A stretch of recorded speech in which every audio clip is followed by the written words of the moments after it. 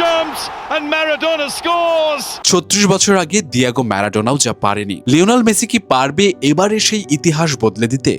বিশ্বকাপের ঠিক আগের প্রস্তুতি ম্যাচে পেনাল্টি থেকে গোল করে মেসি তো বুঝিয়ে দিয়েছে নিজের ফর্ম এখনো ঠিক জায়গাতে আছে, কিন্তু সামনে যে চ্যালেঞ্জ আছে সেইটা ওয়ার্ল্ড কাপ জেতার থেকেও কঠিন। কারণ ফুটবল ইতিহাসে ওয়ার্ল্ড কাপ ডিফেন্ড করতে পেরেছে মাত্র দুই দেশ, ইতালি আর ব্রাজিল। ম্যারাডোনার আর্জেন্টিনা 1990 সালে ফাইনাল পর্যন্ত গিয়েও পারেনি, আর এবারে সেই ইতিহাস বদলানোর শেষ সুযোগটা দাঁড়িয়ে আছে মেসির সামনে। তবে কাজটা কিন্তু একেবারেই সহজ হবে না, কারণ 2022 ওয়ার্ল্ড কাপের অন্যতম বড় match winner Angel Di Maria এবার আর দলে নেই। কোপা আমেরিকা ফাইনাল, ফাইনালেসিমা কিংবা ওয়ার্ল্ড কাপ ফাইনাল, সব বড় মঞ্চে ডি মারিয়া কতটা গুরুত্বপূর্ণ ছিল সেইটা জাস্ট ফুটবল লাভাররাই বলতে পারবে। তাই এখন অনেকের মনে প্রশ্ন জাগছে যে মেসি কি এবারে তাহলে একটু বেশি একা হয়ে গেল না?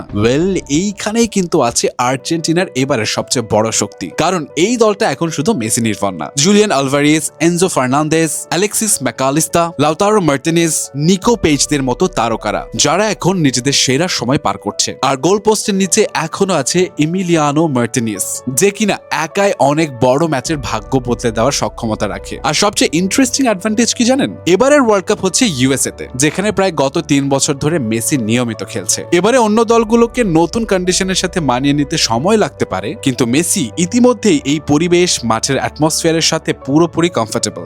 বাট দেন এগেইন প্রশ্নটা কিন্তু থেকেই যাচ্ছে, ওয়ার্ল্ড কাপ জেতা কঠিন, কিন্তু ওয়ার্ল্ড কাপ ডিফেন্ড করা তার থেকেও কঠিন।